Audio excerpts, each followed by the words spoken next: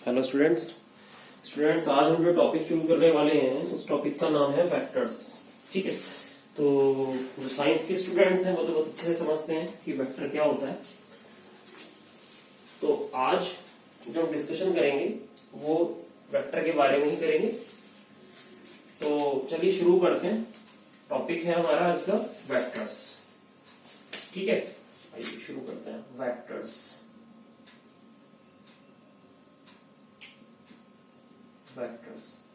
सबसे पहले हम इस बारे में बात करेंगे कि वेक्टर होता क्या है।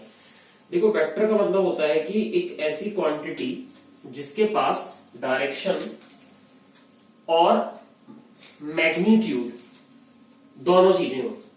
अब बात आती है कि मैग्नीट्यूड क्या होता है। मैग्नीट्यूड होता है लेंथ। मैग्नीट्यूड का मतलब है यहां पर लेंथ।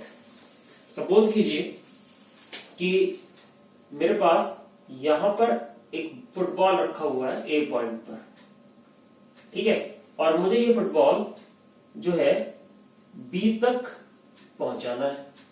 तो मैं क्या करूंगा, मैं इसको किक करूंगा बी की तरफ, तो ये फुटबॉल ए से बी की तरफ मूव कर जाएगा। तो एक तरह देखा जाए तो हमने इस फुटबॉल को एक डायरेक्शन दी ए से बी की तरफ, है ना। हमने इसको एक डायरेक्शन दिया ए टू बी। तो ये जो डायरेक्शन हो गई ये तो ए टू बी हो गई, और ए से बी तक जितना लेंथ या जितना डिस्टेंस इसने कवर किया वो डिस्टेंस को हम बोल देंगे यहां पर मैग्नीट्यूड। तो ये पूरी जो क्वांटिटी बनी ए से बी तक, इस क्वांटिटी को हम लोग बोला करेंगे वेक्टर। ये जो मैंने क्वांटिटी बनाई, that quantity is known as vector. ये एक वेक्टर क्वांटिटी है हो गई। इसके पास डायरेक्शन भी हो गई और इसके पास इसका मैग्नीट्यूड यानी कि लेंथ भी हो गई। ठीक है, तो हम इसको जनरली इस तरह नोट किया करेंगे, it is represent as vector A B. इसको हम वेक्टर ए बी कहा करेंगे। ठीक है, तो अब ये ए और बी क्या है, यहां पर भी इसको भी बड़ा अच्छे से समझ लेना इस बात को कि ये जो पॉइंट ए है इसको हम बोलते हैं that is called initial point. ये इनिशियल पॉइंट हुआ हमारा, ठीक है। और ये जो पॉइंट आपको बी दिखाई दे रहा है, लास्ट वाला जो पॉइंट है बी पॉइंट, ये जो बी पॉइंट है, this B point is called terminal point. Terminal point, तो ये बी पॉइंट जो है इसको हम टर्मिनल पॉइंट कहते हैं, और ये पूरी क्वांटिटी कहलाती है vector quantity, vector A B. ठीक है, इसको हम इस तरह से एरो से डायरेक्शन से दिखाते हैं। ये कहलाता है वेक्टर ए बी, यानी कि हम ए से शुरू कर रहे हैं और हम बी तक जा रहे हैं, ए टू बी। इसको एक तरीके से फिजिक्स में डिस्प्लेसमेंट भी कहते हैं कि ए से बी तक कितना डिस्प्लेसमेंट हुआ, that displacement is denoted by vector A B. ये वेक्टर ए बी एक डिस्प्लेसमेंट हुआ। ठीक है, अब मैं यहां पर आपको बताने वाला हूं कि भाई हम जब मैग्नीट्यूड की बात कर रहे हैं तो जनरली हम मैग्नीट्यूड को इस तरह नोट क्या करेंगे, इसे कहा करेंगे that is called magnitude of vector A B. ये magnitude of vector A B है। सपोज करो मेरे को यहां से यहां तक जो है जाना पड़ा, कितनी डिस्टेंस पर, मान लीजिए मैं 10 मीटर की डिस्टेंस कवर करके पहुंचा ए से बी तक, तो मैं बोलूंगा वेक्टर ए बी का जो मैग्नीट्यूड है वो 10 यूनिट है। ठीक है, इस बात को ध्यान रखना है कि वेक्टर ए बी का यहाँ पर मैग्नीट्यूड कितना हो गया, 10 यूनिट, यानी कि ए से बी तक हमने कितना डिस्टेंस कवर किया वो डिस्टेंस हमारा मैग्नीट्यूड होता है।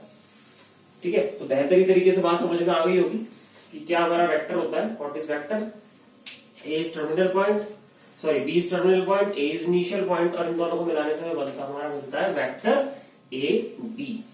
ठीक है, तो एक बहुत इंपॉर्टेंट बात है, इसमें डायरेक्शन का बहुत फर्क पड़ता है। अच्छा, अब हम इसमें चलते हैं कुछ इंपॉर्टेंट बातों पे। सबसे पहले हम चलते हैं इसके टाइप्स पे। सबसे पहले हमारा जो इसका टाइप्स आएगा वो पहला टाइप हमारा आएगा एट फर्स्ट, सबसे पहले हमारा आएगा zero vector. Types of vector पहले हमारा आएगा जीरो वेक्टर। जीरो वेक्टर किसे कहते हैं, ऐसा वेक्टर जिसका इनिशियल पॉइंट और टर्मिनल पॉइंट दोनों सेम हो, उस पॉइंट को, सॉरी उस वेक्टर को हम जीरो वेक्टर बोलते हैं, जिसका इनिशियल पॉइंट भी और टर्मिनल पॉइंट भी दोनों सेम हो। इसको हम इस तरह नोट कर देंगे वेक्टर ए टू ए, यानी कि कितना, जीरो वेक्टर। इसको हम ऐसे लिख दिया करेंगे। जैसे सपोज करो हमने एक बॉल को उछाला, ठीक है, उछाल के फिर हमने उसे कैच कर लिया, तो कितना डिस्प्लेसमेंट हुआ, बॉल ऊपर गई, हमारे हाथ में फिर से आ गई, तो कितना डिस्प्लेसमेंट हुआ? कुछ भी नहीं हुआ, जीरो हो गया ना, वापस हमारे हाथ में आ गई बॉल तो दोबारा। तो इसलिए हम इसको बोल रहे हैं ये एक जीरो वेक्टर हुआ, क्योंकि इसका डिस्प्लेसमेंट जीरो हुआ। तो ए लिख दिया इसको मैंने, ए से चले पर ये आ गई, तो इसको बोलते हैं हम लोग इसलिए जीरो वेक्टर। इसको हम जीरो से इस तरह डिनोट किया करेंगे, ऊपर एरो का साइन लगाकर। ठीक है, तो ध्यान रखिएगा। दूसरा टाइप हमारा आता है इसमें, सबसे इंपॉर्टेंट इसमें दूसरा टाइप है हमारा, जिसको हम बोलते हैं unit vector. Unit vector, unit vector उस वेक्टर को कहते हैं जिस वेक्टर का मैग्नीट्यूड 1 होता है।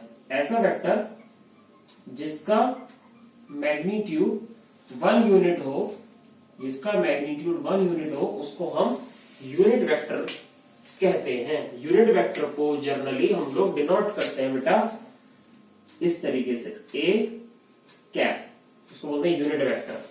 ए cap, B cap, C cap, D cap, E cap, इस तरह से जब हम डिनोट करेंगे तो वो यूनिट वेक्टर होगा। इसका मैग्नीट्यूड कितना होता है?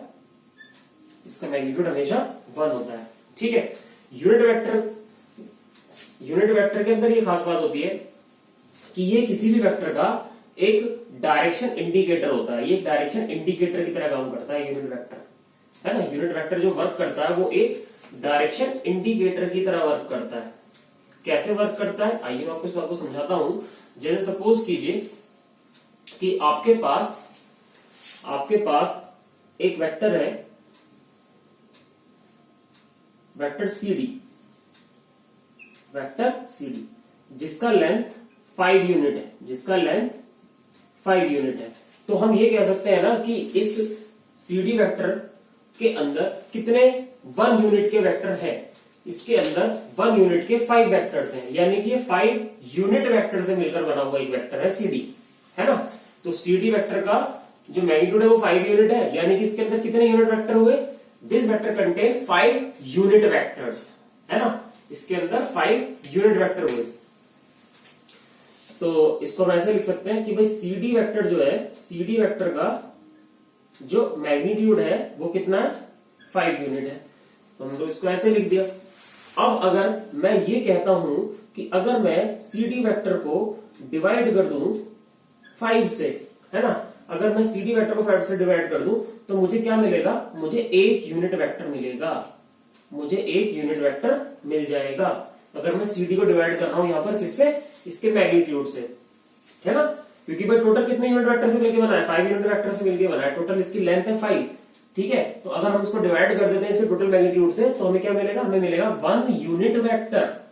तो इसलिए हम यहां पर एक बात ये कहते हैं कि कोई भी वेक्टर अगर A है तो वो वेक्टर हमें कैसे मिलता है? वो वेक्टर हमेशा, सॉरी यहां पर मैं थोड़ा चेंज करना चाहूंगा। ये जो हमारा यूनिट वेक्टर है, ये जो यूनिट वेक्टर हमारे पास आ रहा है, ये जो यूनिट वेक्टर A कैप है, इसका मतलब है कि अगर हम वेक्टर को डिवाइड कर रहे हैं इसके मैग्नीट्यूड से तो हमें यूनिट वेक्टर मिलता है ना। तो हमें क्या मिलता है? Then we get unit vector. ठीक है भाई, तो यूनिट वेक्टर के बारे में थोड़ी सी बात थी, समझ में आ गई होगी।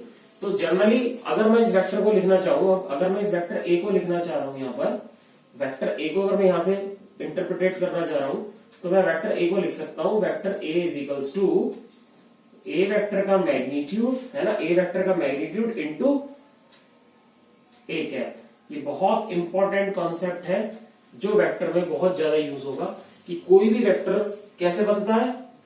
उस वेक्टर की डायरेक्शन की मल्टीप्लाई किसके साथ हो रही है? यहां पर उसके मैग्नीट्यूड के साथ हो रही है। तो इन दोनों को मिलाकर हमें मिलता है एक वेक्टर A। ठीक है, तो उम्मीद है बात समझ में आ गई होगी। ये बात हमेशा ध्यान रखना कि यूनिट वेक्टर को हम डायरेक्शन की तरह यूज करते हैं। ये एक डायरेक्शन है, किसी भी वेक्टर में A कैप लगेगा यानी कि उसकी डायरेक्शन हो जाएगी। ठीक है, बात समझ में आ गई। यहां पर मैं आपको फिर से बात क्लियर कर दूं कि अगर मैं इसको डिवाइड कर देता हूं 1 2 3 1 2 3 1 2 3 4 5, तो ये देखिए 1 यूनिट के कितने यूनिट वेक्टर हो गए? 5 यूनिट वेक्टर यहां पर हो गए थे 1 यूनिट के। तो इस तरीके से मैंने हिसाब लगाया तो मुझे पता चला कि अगर मैं इस पूरे वेक्टर को डिवाइड कर रहा हूं 5 से तो मुझे एक यूनिट वेक्टर मिलता है। तो वही बात किसी भी वेक्टर के लिए ट्रू है कि अगर हम किसी भी वेक्टर को उसके मैग्नीट्यूड से डिवाइड कर देते हैं तो हमें जो वेक्टर मिलेगा वो एक यूनिट वेक्टर होगा। ठीक है, तो फिलहाल तो मैं इस वीडियो को इतना ही रखूंगा। आपको केवल दो ही वेक्टर मेनली मुझे इसमें समझाने थे, एक जीरो वेक्टर और एक यूनिट वेक्टर, जिसमें कि यूनिट वेक्टर बहुत इंपॉर्टेंट है। इसमें बार बार इसी पर ही प्रेशराइज करके बार बार इसी के बारे में बात कर रहा हूं, तो आप इसको ध्यान रखिएगा, यूनिट वेक्टर।